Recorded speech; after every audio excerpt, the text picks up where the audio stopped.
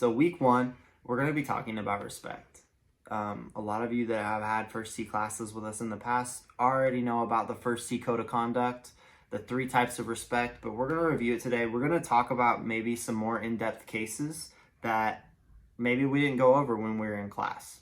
Okay, I have it here on this phone so that I can reference it and make sure I don't forget anything. I'm going to be posting this exact document that I'm looking at into the classroom. So I encourage you guys to open it, follow along. You can minimize me talking if you want and look at the sheet, whatever you feel most comfortable with. I know for me, I like to read things. So what we talk about in the first T code of conduct is the 3 types of respect. We talk about respect for myself, respect for others, and respect for the environment. I think a lot of that makes sense to all of you. It's important to be respectful to yourself, important to be respectful to other people, and important to treat your surroundings with respect as well. So what we're going to do is go through these bullets, talk a little bit about each one, and then we'll move on to our golf fundamental for today. Respect for myself. I will dress neatly and wear golf or athletic shoes. This one is not so important to us in the player level of the program because we understand kids are going to be coming from a variety of different backgrounds. Maybe they show up to their first lesson in basketball shorts. That's okay. But as we transition through the program, I think it's important that we start to dress like we belong on the golf course. What you will find is that there are going to be some courses that simply won't let you play if you show up in a t-shirt and blue jeans. You are going to have to, at some point, if in your golf career, you're going to have to dress like a golfer. Me personally, I live by the motto, look good, play good. Okay, when I show up and I got my golf apparel on and I'm all, tucked in and everything's looking good, I feel like I'm going to go out and I'm going to shoot under par, which I think is what everybody wants to aspire to. But again, it kind of relates back to having respect for yourself, presenting yourself well. That's off the golf course as well. You're not going to show up to a job interview in a tank top and some basketball shorts, right? You're going to show up to your job interview in slacks and a tie or a nice dress, whatever the case may be, okay? I will always try my best when I play or practice. Again, respect for myself here.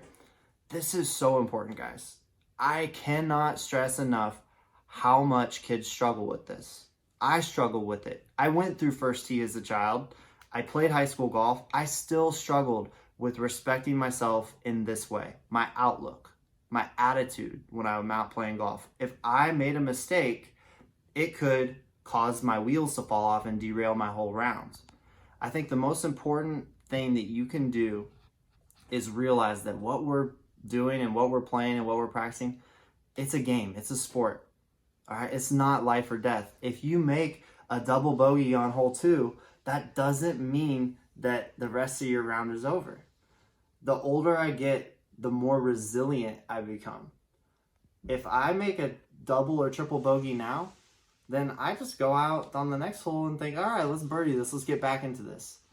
When you look at things with a positive outlook, your performance instantly improves. Think about it. How many times have you turned something around or started playing well? Maybe it's a different sport. Maybe it's another area of your life. When you're angry, you're mad, you're just walking around. You're not thinking clearly. You're not performing at your best whenever you're like that. So I would encourage you guys to always remember, have some respect for yourself, have a positive outlook. If you mess up a shot in practice, it's not the end of the world. Keep going, keep working at it. I will be physically active, eat well, get enough sleep, and be safe so I can stay healthy. So this really relates to respecting yourself in a more physical way, right? The outlook is more like your emotional health.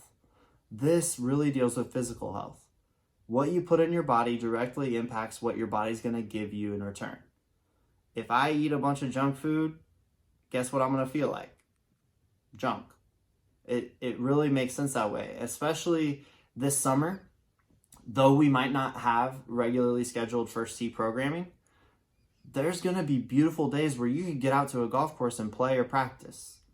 If you're eating a whole bunch of junk food the night before, not drinking water, not taking care of yourself, then guess what? You're going to feel like really bad when you're out on the golf course. Okay? So I encourage you guys to think about whenever you eat something, think about it as though it's a decision, because it is. Should I be eating this? Is this going to be healthy for me? I think what you guys will find is that, at these younger ages, 7 all the way up to 18 years old, you could probably get away with eating some stuff that you shouldn't have because your metabolism's so high, but you would be surprised at how quickly those poor food decisions, that drinking soda every single day, once you get out of high school and you start your more adult life, you'll start packing on the pounds and you'll be like, what the heck's going on? So start now. Start making healthy choices now. It's easier later down the road whenever it's more essential that you do those good choices. I will be honest with myself, including when I keep score and if I break a rule.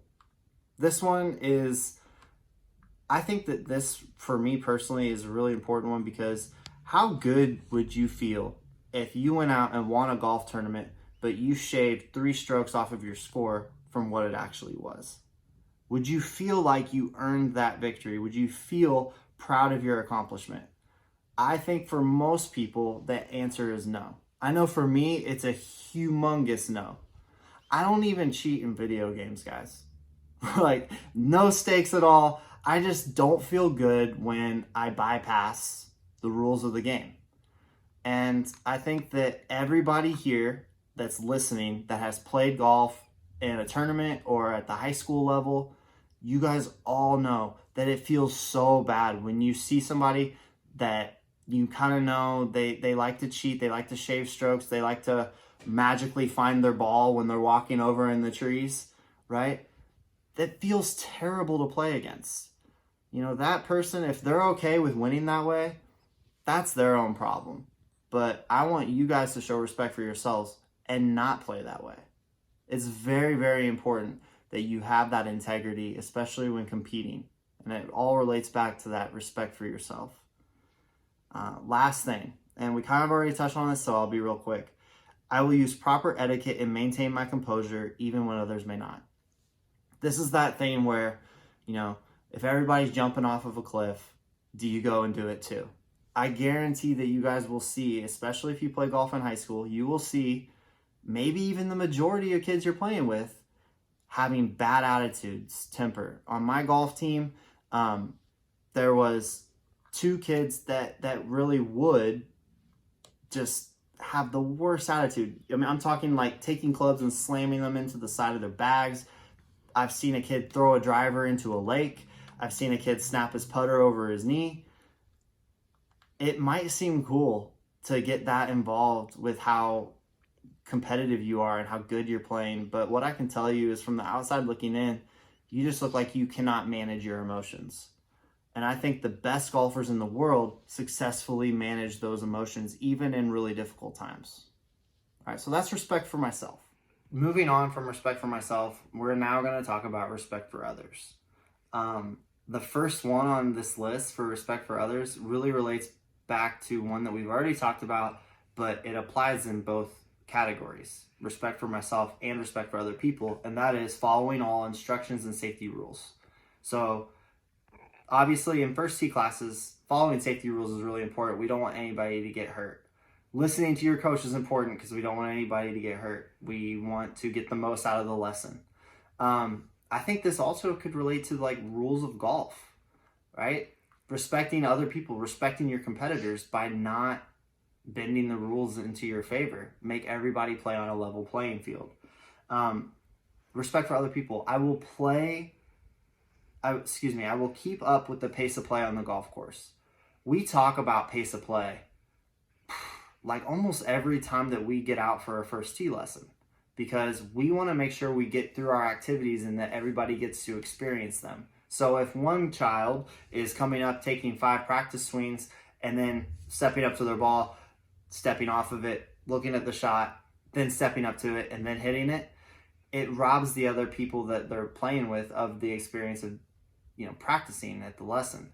In the same token, on the golf course, if you're taking too long, you're backing up play behind you. So we always talk about keeping good pace of play. And what that is in golf is keeping up with the group that's in front of you. If there's no group in front of you and you're not being pressured behind you by any people that are playing after your group, then that's fine. You don't have to stress out about how quickly you play. You don't have to speed golf. But if there is a group behind you and nobody in front of you, let that group play through so that the overall pace of play of the golf course can improve. The golf's a long enough hobby, a long enough sport anyways. 18-hole round of golf can take anywhere from 4 to 5 hours. So there's no reason to extend that to 6. Okay? Next one. I will be friendly, courteous, and helpful.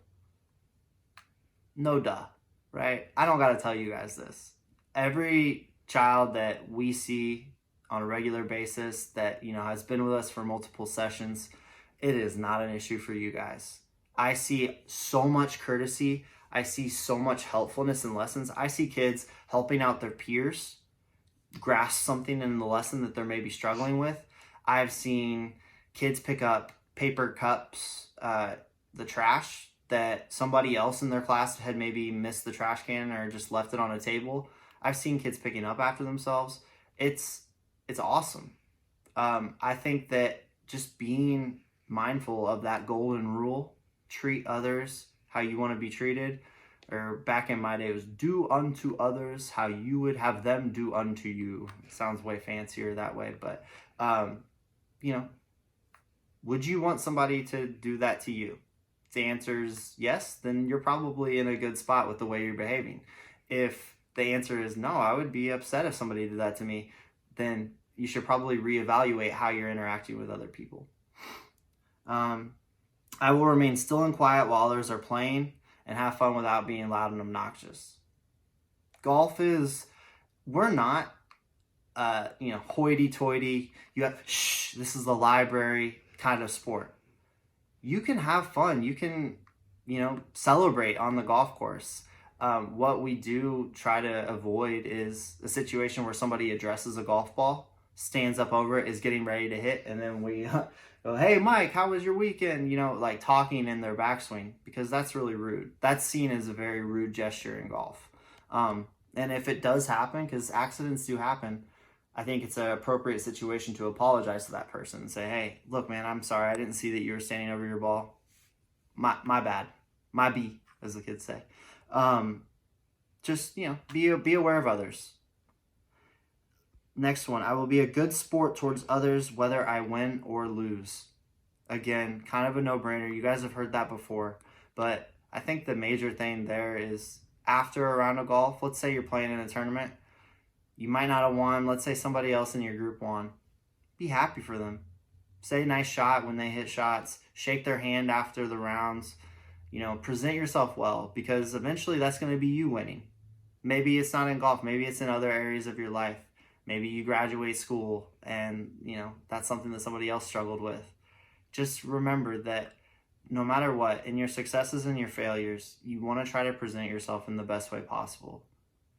Because that's going to make people respect you. And then they're going to be the ones looking through this checklist and acting that way towards you. Last one. I will encourage others to be safe and physically active. I absolutely love, as a coach, when I see a child that is being safe, standing in the safety zone, waiting for their turn, instruct somebody else to, hey, you're not being safe right now. You need to take a step back. You're standing too close to that person. Oh man, that makes me so happy as a coach. I'm like, wow, that's amazing. Because it's like I have another coach out there. I think personally that by the time you've experienced a couple of first tee sessions, I think that the coach's job should be a lot easier because you guys understand what it takes to be safe when you're out on a golf lesson. And your coaches should make that very, very clear and apparent to you. Because there's a procedure, right? There's a safety procedure. We have safety rules. We have our safety zones. So it's really up to you guys to be safe and keep yourself safe so that everybody else in your class is safe as well. All right, guys, last one, and then we'll get started. Respect for my surroundings. Respect for the environment. Now, on the golf course, this is super important because we're out on this beautiful manicured landscape that somebody is, it's literally multiple people's full-time job to keep that golf course looking the way it is and in the shape that it is. So the last thing we want to do as golfers, especially as representatives of First Tee, is leave that course in worse condition than the way that we found it. I think the easiest thing that we can do is repair our ball marks and divots. So when you're on the green, using your divot tool to fix your ball marks, the little marks that your ball makes when it lands on that soft green surface.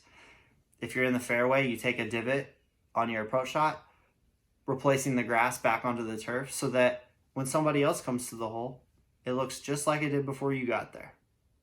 Okay? Another thing, equipment. I think equipment is part of your environment. It's part of your surroundings. Respect your equipment. Don't take your driver out and drag it along the cart path because you're going to scratch it up. Especially if you guys get to be my age and you're playing golf for a long time, the drivers that you go out and purchase are very expensive. You want to treat those things so carefully. I think some of the most expensive drivers are like $500-600. You know, you can go and get a nice driver for way less than that. I'm not saying you have to pay that, but I'm just saying that these golf clubs are expensive, especially if you stay with the game a long time. You get a customized set. You want to treat them with care. You want to treat them with respect. Okay, and the last thing is a First Tee class. Our environment is our classroom. We might be inside doing an assessment. We might be outside on the top of the hill taking a water break. All right, we want to leave that area in the same condition that we got to it in. So if there's trash around, pick it up. If we have a candy bar, throw the wrapper away, that type of stuff.